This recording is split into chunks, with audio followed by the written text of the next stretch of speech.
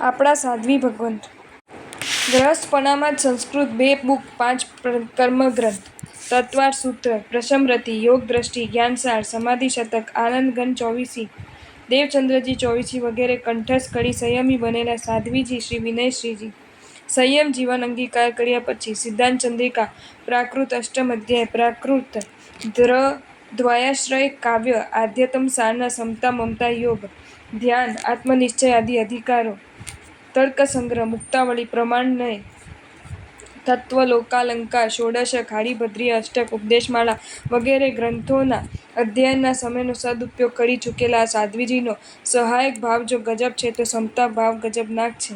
એમના આ સદ્ગુણોની અને સદયોગોની અનુમોદના કરીએ એટલી ઓછી છે.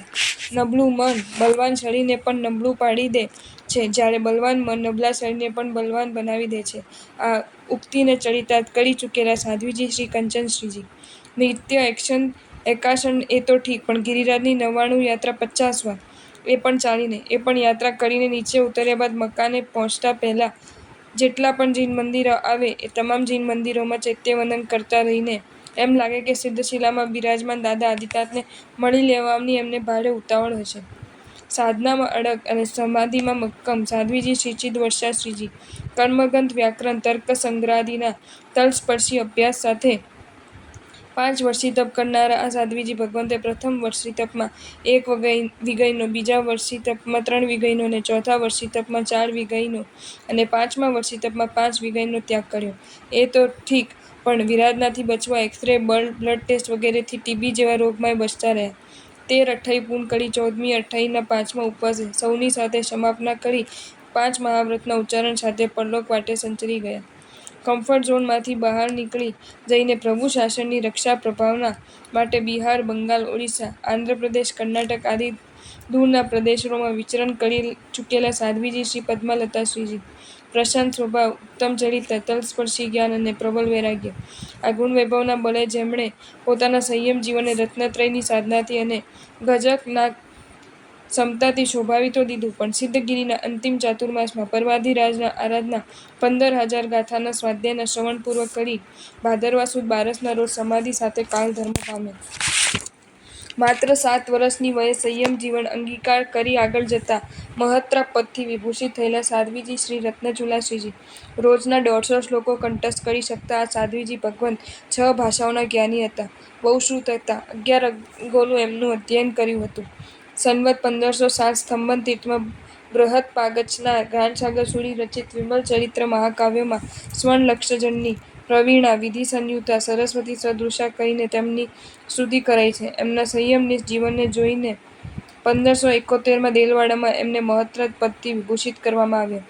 મન હોય તો એ માળવાય જવાય, કેમ કે એમાં શંકા છે, પણ મન હોય તો અશક્ય બીમાર શરીર પણ તપશ્ચર્યાના શિખર સર કરી શકાય છે. એનું જીવન જાગતું ઉદાહરણ એટલે જ સાધ્વીજી શ્રી ભવ્યતાશ્રીજી 13 વરસથી લકવાની બીમારી અને એ બીમારી વચ્ચે પ્રભુ વીરના 229 છઠની આરાધના, 1024 જીનના સહસ્ત્રકૂટ તપની આરાધના અને વર્ધમાન તપની 50 ઓળીની આરાધના મામૂલી બીમારીમાં ગળ્યા બળદ જેવી બનતા જતા મનને સત્વ ફોરાવ માટે પ્રોત્સાહિત કરી દે એવું આ દ્રષ્ટાંત નથી?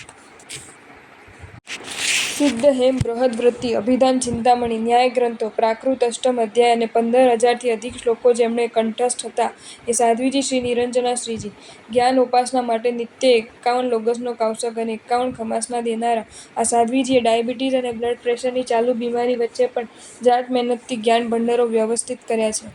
કાલધર્મના અંતિમ દિને પણ 2000 શ્લોક પ્રમાણ સ્વાધ્યાય સંપન્ન કરી પરલોક વાટે સંચરી ગયેલ સાધ્વીજી સાચે જ જ્ઞાનોપાસનાના આદર્શ આપી ગયા.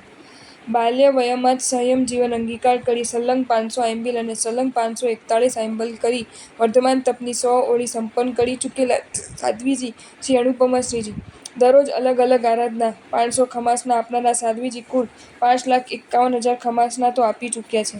કુશાગ્ર બુદ્ધિ, અધ્યયનની તીવ્ર ધગશ, ગજબનાક સમર્પિતતા, સંયમ શુદ્ધિ, નિર્દોષચર્યા વગેરેના માધ્યમે સંયમ જીવનની પ્રાપ્તિને સાર્થક બનાવનારા સાધ્વીજી સંસ્કૃત પ્રાકૃત પ્રકરણ ગ્રંથોના અર્થ, વ્યાકરણ, ન્યાય વગેરે ક્ષેત્રે પણ સારી એવી વિદ્વતા ધરાવે છે. મક્કમ મનોબલશાળી જ્ઞાન ધ્યાનમાં મસ્ત શાસન પ્રભાવિકા સાધ્વીજી ત્રિલોચના શ્રીજી નિત્ય 3000 શ્લોકનો સ્વાધ્યાય 10 વૈકાલિક સૂત્ર અને વિતરાગ સ્તોત્રના પાઠ પછી જ પાણી વાપરવાનું રોજ 10 કલાકના મૌન સાથે 20 બાંધી નવકારવાળી પ્રત્યેક તપસ્યામાં 3 વખત દેવવંદન તલાજા સિદ્ધગિરીની 99 યાત્રા 31 વાર 24 છઠ કરીને 7 યાત્રા અર્ધમાન તપની 105 વળી 229 છઠ સંવત્સરન તપ શ્રેણી તપ 20 સ્થાનક તપ કરનારા સાધ્વીજીએ નમસ્કાર મંત્રના 68 અક્ષરની આરાધના નિમિત્તે 68 ઉપવાસની આરાધના શરૂ તો કરી પણ 61મા ઉપવાસે સ્વાસ્થ્ય અતિશય નરમ થવા છતાં પારણા માટે સંમત ન થતાં સમાધિ સાથે સ્વર્ગવાસી બન્યા. અપ્રમત્તાની મૂર્તિ તપોનિધિ ભગવદ્ ભક્તિ વત્સલા સાધ્વીજી શ્રી મહિમા શ્રીજી 1024 ઉપવાસ યાવત જીવન ઉપજીની ઓળી 5 તિથિ ઉપવાસ 12 તિથિ એકાસના આ તપ વૈભવ ધરાવતા સાધ્વીજી જે પણ જીન મંદિરે દર્શન કરવા જતા ત્યાં પ્રત્યેક જીન બમને પંચાંગ પ્રણિપાતપૂર્વક વંદન કરતા. એમાંય સિદ્ધગિરીની સ્થિરતા દરમિયાન તો આ રીતે દર્શન વંદન કરીને મકાને આવતા સાંજ પડી જતા હોવાથી અવઢ એકાસનું કરતા. ક્રિયા નિવૃત્તિ કાળમાં જ જપ યોગ એ એમનો પ્રિય વિષય બની રહેતો. 56 વર્ષનો દીક પર્યા પાળી સમાધિપૂર્વક સર્ગે સંચારનાર આ સાધ્વીજી શુભ યોગ સેવનની ભૂરી ભૂરી અનુમોદના. માતા પિતા ઉપકારી જરૂર પણ ઉત્તમ હોય એ જ જરૂરી નહીં. જ્યારે ગુરુ ઉપકારી તો ખરા જ પણ સાથે ઉત્તમ પણ ખરા અને એટલે જ એમના ઉપકારોનો બદલો વાળવો શક્ય. આ સમજણ આત્મસાત કરી ચૂકેલા સાધ્વીજી શ્રી સુકૃતનિધિ શ્રીજી પોતાના ઉપકારી ગુરુજીનું સ્વાસ્થ્ય સુચારું રહે અને એમના દ્વારા આશ્રિતોનું સુંદર યોગક્ષમ કાયમ થતું રહે આ શુભ ઉદ્દેશ્ય સાથે એમણે 8મ તપની આરાધના શરૂ કરી અને 18ના એ આંકડાને 108 સુધી પહોંચાડી દેવામાં સફળતા મેળવી લીધી. જો હોવે મુझ શક્તિ એસી સવી જીવ કરું શાસન રસી આ ભાવનાના બળે આત્મા તીર્થંકર નામ કર્મ નિકાચિત કરે છે પણ સાધ્વીજી શ્રી વિનય પ્રભા શ્રીજી 82ના વયે અશક્ત શરીરે આટલા વર્ષો દરમિયાન 10,350 આયમીલ સુધી પહોંચી ગયા બાદ 11,000 આયમીલની મંજિલને આંબી જવાની ભાવના સાથે આંખમાં આંસુ સાથે પ્રભુને વિનંતી કરતા રહીને લખલૂટ કર્મ નિર્જરા કરી રહ્યા છે. ગામ આવે ત્યારે પગ થાકે એમ જ કહેવાય છે. એ સાચું છે કે નહીં આ ખબર નથી પણ આ સાધ્વીજી મોત નજીક આવતા કર્મોને થકવી રહ્યા છે. જો તમને આ વિડીયો ગમ્યો હોય તો આ વિડીયોને લાઇક કરો અને શેર કરો અને આવા જ નવા વિડીયો જોવા માટે જૈન ફેક્ટ્સ એન્ડ સ્ટોરીઝની ચેનલને સબસ્ક્રાઇબ કરો. ધન્યવાદ.